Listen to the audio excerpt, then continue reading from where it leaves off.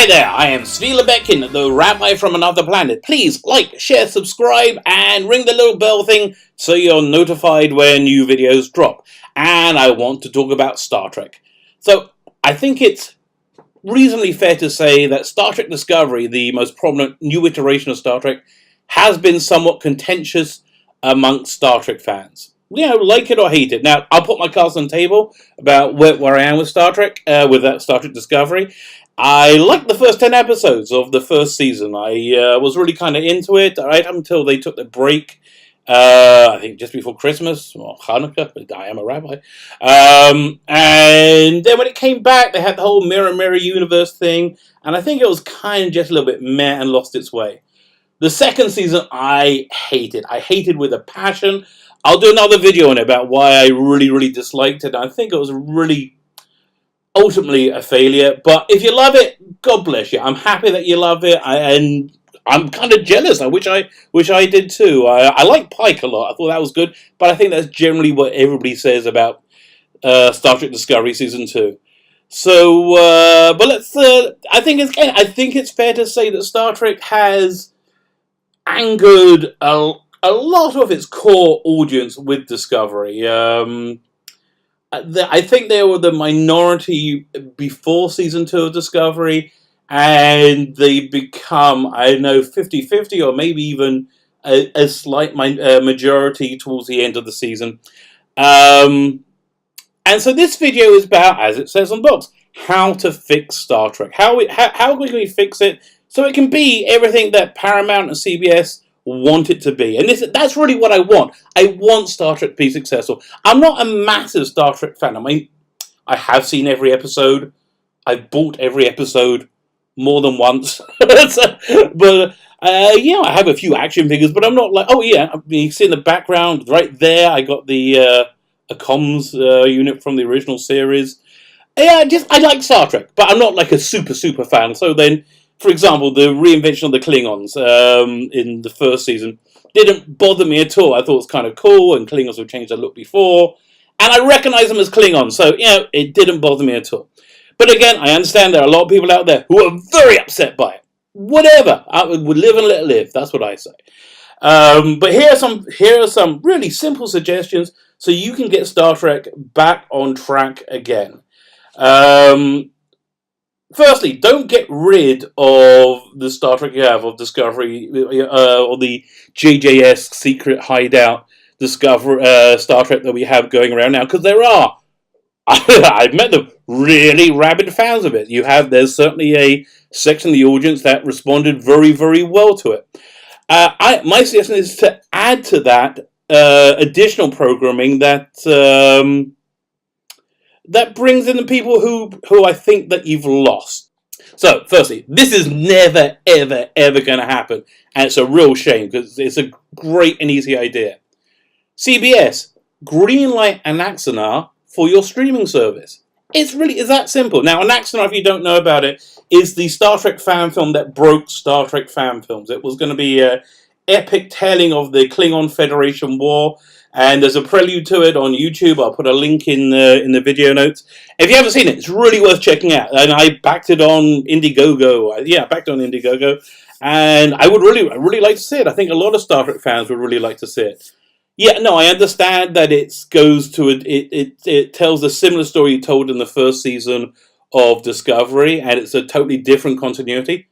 But who cares? I mean, one of the big complaints against Discovery was it blew up continuity. You know, it blew up canon.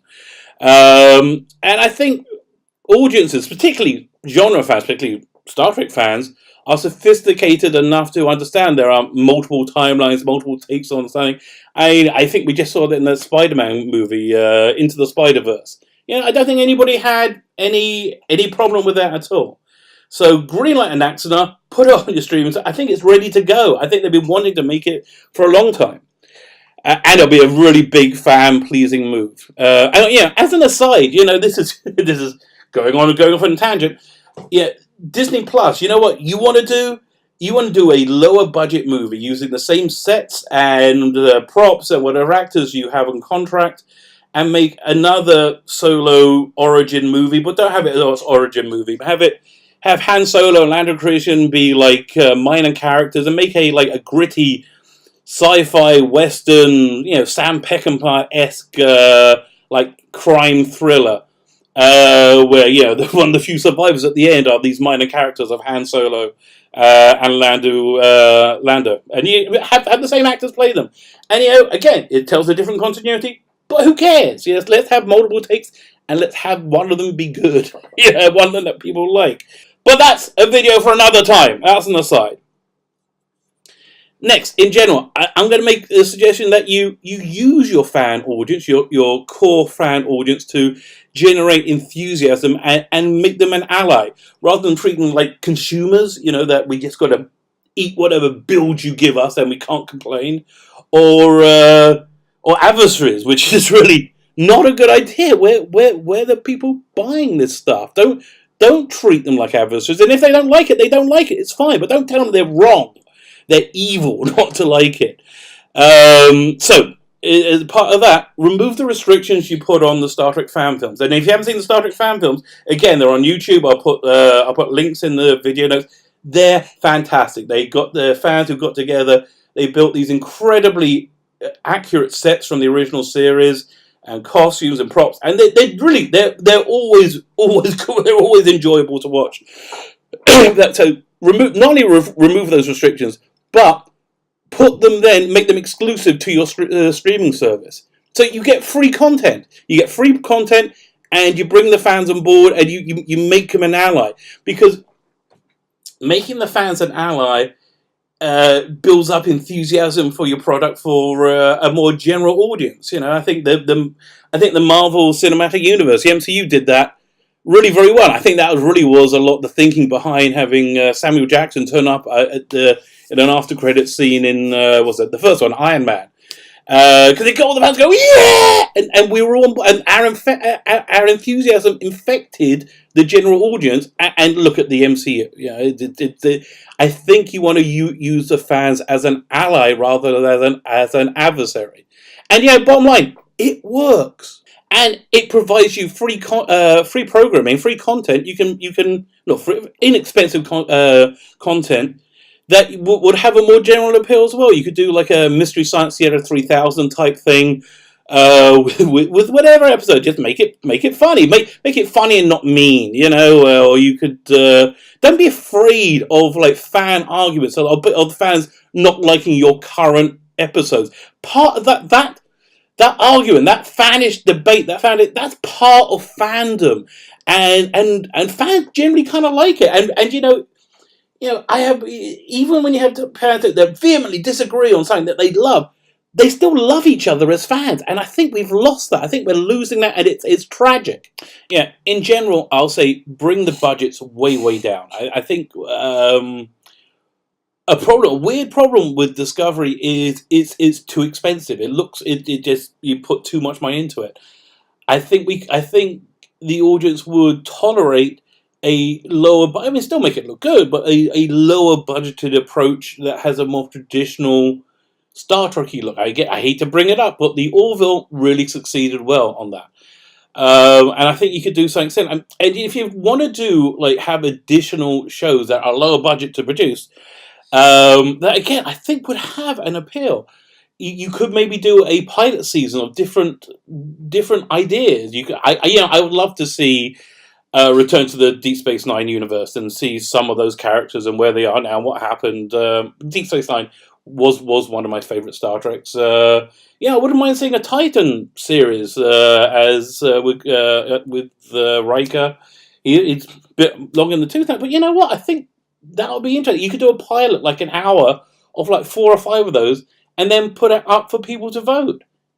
It just involve the fans and don't treat them like they're this repellent scum. My final suggestion to reinvigorate the franchise, and this would be, I guess, more for Paramount, but it would work on the CBS streaming service as a miniseries maybe, is to do something completely left field, and that is bringing Quentin Tarantino to do his Star Trek that he said he wants to do. Firstly, I got to see that movie. That's going to be awesome. but I'm a bit of a weird guy. So, but that would really give you two instant effects. Firstly, it'll make your contract negotiations much easier because every actor in Hollywood wants to do a Tarantino movie. You know, you get the problem with the JJ Star Trek 4 was the actors had outgrown the budget for a Star Trek movie. So Chris Pine, I think, is too expensive, and certainly Chris Hemsworth they wanted to bring in. If you didn't know, Chris Hemsworth was Captain Kirk's father for like 3 minutes in the JJ Star Trek 1, 2009 Star Trek movie. That'll be the first effect, and the second effect would be it would have a real interesting mass audience appeal. I'm actually hoping that doing something left field in the DC movies by doing this Joker movie might encourage somebody to do that. I'm hoping somebody at Paramount or CBS somehow hears about this, or somebody tells them about these ideas, because I just want you to succeed. Because if you succeed, I get Star Trek I like, and then we're all happy. And like moving forward from that, that could be a template of what to do with the Star Trek movies from there on. You could bring in like these auteur directors and say no continuity. You do what you want. Show me your Star Trek. So you can see a Christopher Nolan Star Trek, or you can see an Edgar Wright Star Trek, or Guillermo del Toro Star Trek. And you know what? I just think we'll get good movies. We'll get good, interesting movies. And yeah, the canon will be interesting, but I think that's where we are anyway. So, those are my ideas.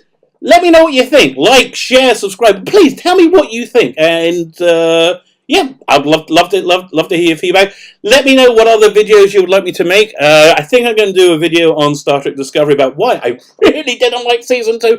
And I apologize if you're one of the people who loved it. Okay, again, like, share, subscribe, ring the little bell. And I am Svila Bekin, the rabbi from another planet.